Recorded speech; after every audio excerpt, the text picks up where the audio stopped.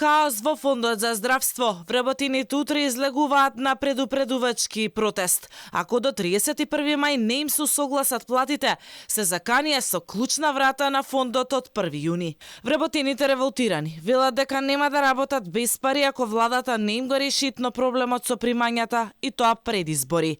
Според нив управниот одбор на Фондот за здравствено осигурување се игра со вработените топло-ладно и бараат разрешување на сите членови на одборот, затоа што во него имало тројца пензионери со истечен мандат. Председателот на синдикатот Бранко Аџигогов потврди дека утре излегуваат пред седиштето на институцијата. Велат дека незадоволството е огромно. Да, утре стапуваме со предупредувачки протест од 11 часот пред подрачна служба Скопје, со кој сакаме да испратиме порака до управниот одбор на фондот да во месец мај, кој што е последен месец каде што ќе имаме вредноста вод, да направи усогласување на нашите плати со согласно минималната и да го донесе водот, тоест висината на нашата плата која што треба да биде од 1 јуни.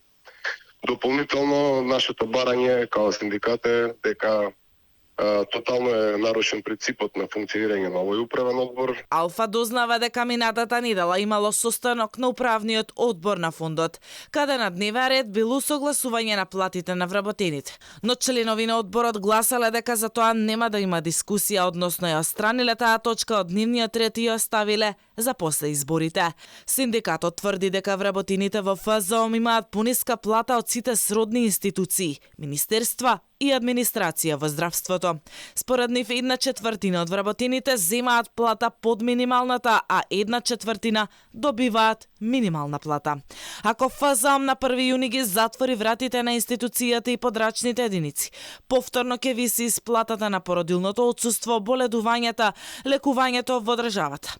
Со оглед на тоа што фондот е надлежен за буџетите на здравствените установи, докторите и вработените во здравството може да останат и без плата, а болниците да останат без терапија.